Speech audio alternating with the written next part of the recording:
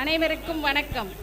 இயலும் இசையும் இணைந்து கதைத்தளிவு வரும் கூத்து நாடகமாகும். மக்கள் அனைவரையும் சிந்திக்கவும் சிரிக்கவும் தூண்டும் நவீன உலகின் விகடகவி தென்னாலிராமன் நாடகத்தை என் பள்ளியில் 8 மற்றும் 9ஆம் வகுப்பு மாணவர்கள் வழங்க வருகிறார்கள். கண்டுகளிப்போம். ராஜாதி ராஜ ராஜ கம்பீர ராஜ மாட்டாண்ட ராஜ குல திலக 23ஆம் புலிகேசி மன்னர் வருகிறார் வருகிறார் வருகிறார்.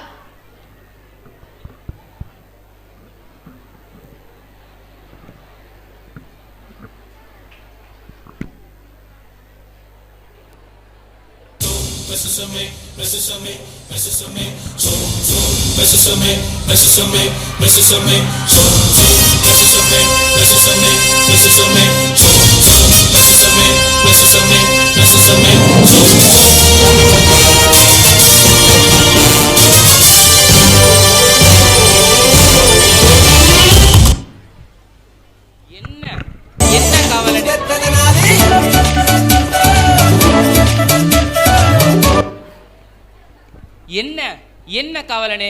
இந்த நாட்டே ஆளும் அரசன் வருவது கூட தெரியாமல் தூங்குகிறாய். காலையிலேயே உறக்கம், இரவு முழுதும் செல்லில் பப்ஜி ஃப்ரீ ஃபயர் விளையாடிவிட்டு ஃபேஸ்புக் ட்விட்டரில் சாட் செஞ்சுட்டு இங்க வந்து உறக்கமா? ஒழுங்காக வேலையை பார், இல்லை என்றால் மெமோ கொடுத்து விடுவேன். சாரி மன்னா. மன்னா, இது எல்லாம் உங்களுக்கு எப்படி தெரிகிறது? இந்த நாட்டின் அரசன் ஆகிய நான் அனைத்தும் தெரிந்திருக்க வேண்டும் அல்லவா? புரிந்து கொள் மங்குனி அமைச்சரே. நாடு நலம் பெற்றிடும். இன்றைய விவாதம் என்ன?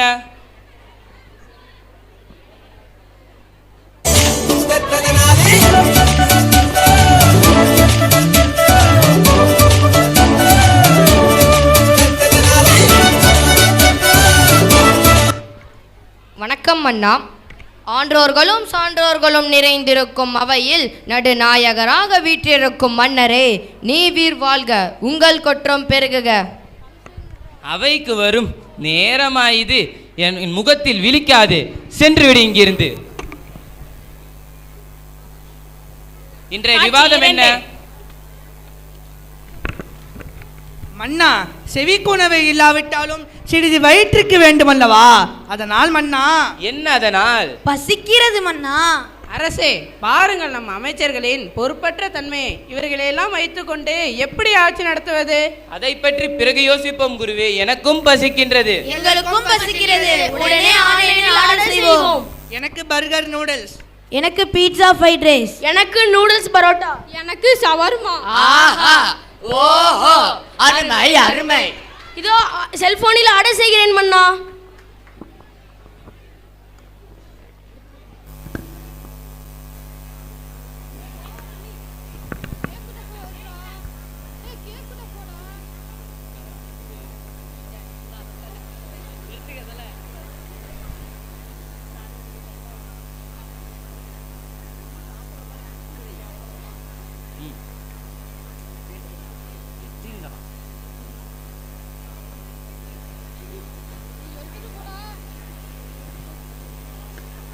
வணக்கம் மன்னா.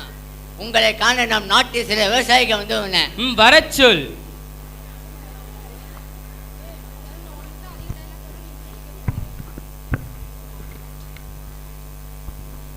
வணக்கம் மன்னா. நாங்கள் விளைவிக்கும் பொருள்கள் வாங்குவோரென்றி அழிந்து கொண்டிருக்கின்றன. நாங்கள் வறுமையிலும் துயரத்திலும் வாடுகிறோம் மன்னா. எங்கள் வாழ்விற்கு ஒரு வழி கூறுங்கள் மன்னா. என்ன, அனைத்து பொருட்களும் வீணாகி விடுகின்றனவா? ஏன் வியாபாரிகள் யாரும் உங்களிடம் கொள்முதல் செய்வதில்லையா? அழைத்து வாருங்கள் நம் நாட்டின் சிறு குறு வியாபாரிகளை. நீர் வசதிகள் நிறைந்த நன்கு விளையும் நிலங்களை காலி மனைகளாக மாற்றிவிடுகிறனர். அது மட்டுமா, அந்த நிலங்களை விற்பதற்கு நம் அரசாங்க அதிகாரிகளும் ஒப்புதல் தருகிறார்கள். விவசாயம் யாரும் கவனிக்கப்படாத நிலைக்கு தள்ளப்பட்டு வருகிறது மன்னா. விவசாயி சேற்றில் கை வைக்கவில்லை என்றால் நாம் சோற்றில் கை வைக்க முடியாது என்பதனை யாவரும் நினைக்க வேண்டுமண்ணா. பொன்போல் உணவு தரும் பூமியை புறக்கணிக்காமல் விவசாயம் செய்ய ஆவணம் செய்யுங்கள் மன்னா. நாங்கள் விளைவித்த பொருட்களை வாங்கும் வியாபாரிகளே இல்லை மன்னா. யாரெங்கே? வியாபாரிகளை வர சொல்லுங்கள். அண்ணா, அவங்க இப்போதே செல்போனில் அழைக்கிறேன். மன்னா, ஒருவன் தன் முகத்தை மறைத்தபடி உங்களை காண வந்துள்ளான். பார்ப்பதற்கே கோமாளி போல் காட்சியளிக்கின்றான். வரச் சொல் அந்த கோமாளியை.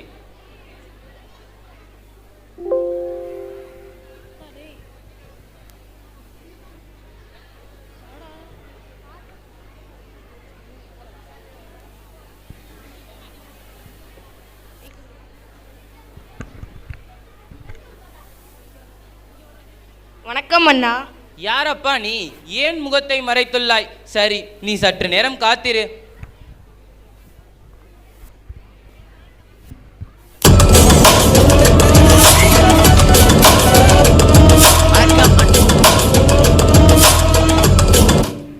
வணக்கம் அண்ணா.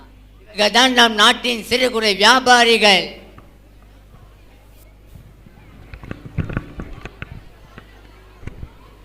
வணக்கம் அண்ணா. நீங்கள் விவசாயிகளிடம் விளையும் பொருட்களை கொள்முதல் செய்வதே இல்லையாமே, பிறகு எப்படி வியாபாரம் செய்கிறீர்கள்? மன்னா, எங்களால் அந்த பொருட்களை விற்பனை செய்ய முடியவில்லை மன்னா. மக்களும் எங்கள் கடைக்கு வருவதே இல்லை மன்னா. மக்கள் சாப்பிடுவதே இல்லையா? இதோ பாருங்கள் மன்னா, சாப்பிட்டு கொண்டுதானே உள்ளனர். ஓ, அப்படியா? என்ன சாப்பிடுகிறார்கள்? மன்னா, நாங்கள் பொருள்களை எல்லாம் ஆன்லைனில் தான் ஆர்டர் செய்கிறோம். நினைத்த நேரத்தில் வீட்டிற்கே வந்து பொருள்களை தருகிறார்கள் மன்னா. ஆமா மன்னா, நாங்கள் கடை தெருவிற்கே செல்லுவதில்லை மன்னா. பேரம் பேசும் வேலையும் இல்லை மன்னா. ஆன்லைனில் வாங்கும் பொருட்கள் கெடுவதே இல்லை. என்னது?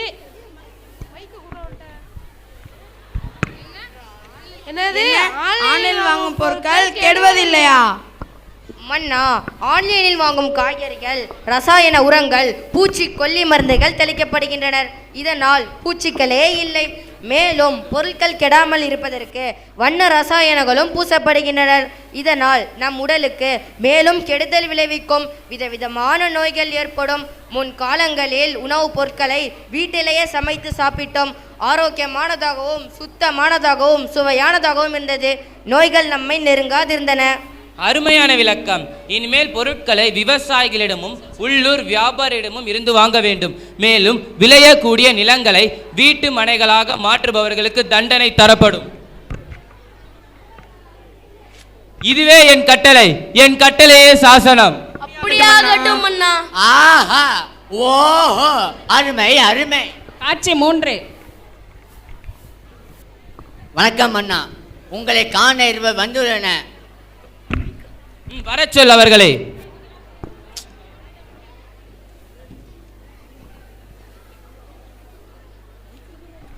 வணக்கம் அண்ணா. என் மகன் எப்பொழுதும் இந்த போனுடனே உழவுகின்றான். தானாகவே சிரிக்கின்றான். அதிகமாக கோபப்படுகின்றான். சாப்பிடும் போதும் போனே பார்த்து கொண்டிருக்கிறான். இவனை எப்படி திருத்துவது என்று எனக்கு தெரியவில்லை. மேலும் நண்பர்கள் உறவினர்கள் கூட சரியாக பேசுவதும் இல்லை. ஓடி ஆடி விளையாடுவதும் இல்லை மன்னா. அவன் ஹெட்போன் மாட்டியிருக்கிறான். ஆமாம் ஆமாம், அவன் ஹெட்போன் தான் மாட்டியிருக்கிறான். ஏப்பா ஹெட்போன் எடுக்கிறாய்? இப்படிதான் அதிகமாக கோபம் வருகிறது மன்னா. நீங்கள் ஏன் போனை தனியாக பயன்படுத்த அனுமதிக்கிறீர்கள்? மன்னா, ஆன்லைனில் கேம் விளையாடும் குழந்தைகள் தனிமையே விரும்புவர். சமூக பொறுப்பின்றி வாழ்கிறார்கள். சூரிய ஒளியில் ஓடி ஆடி விளையாடுவதும் இல்லை. இதனால் உடலில் எதிர்ப்பு தன்மை குறைகிறது. அப்படியானால் நாங்கள் செல்போன் பயன்படுத்த கூடாதா?